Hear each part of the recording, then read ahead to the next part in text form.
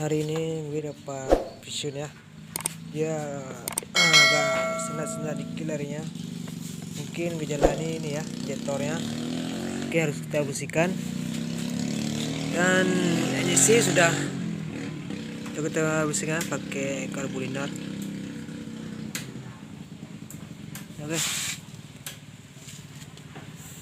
Oke, ini coba kita lepasin dulu ya injektornya. Ini ada kawan saya, Bro Malik Corona. Oke, sudah kita copot ya. Cukup kotor sekali ya nih. Oke, ini nampak kan kotor ya. Oke. Ini gue yang ngevlog ya seperti biasa. Cuma ini di tempat kerja saja ya. Kamu dia oleh belanja. Di baru dulu. Dia terus kali. Nah, ya. Oke. Nampak kali ya. Nampak. Semua kotor. Oke, langsung kita aja bersihin. Oke. Oke, langsung kita saja colokin ya. Ini dia positif. Ya. Usahakan jangan terlalu lempet berdua. Seperti ini ya.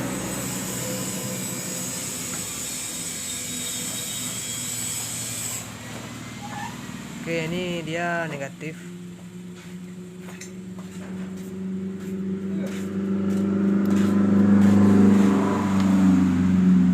Halo guys.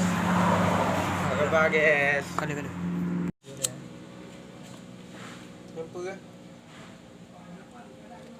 Harus kita ini loh ya, biar kita sambung kawannya. Oke,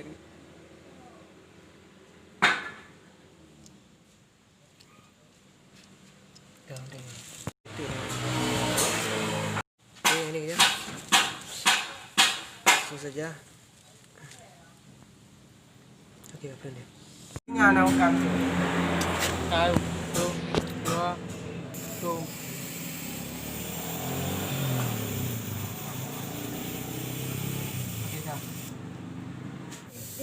Ini lihat bro.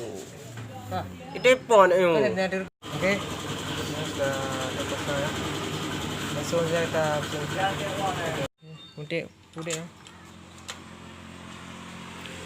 Oke, sekarang kita hidupin dulu ya. Hidupin Mas Bro.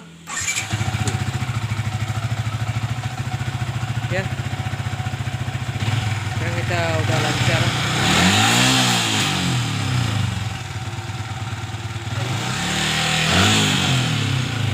Jadi dia agak sesendah.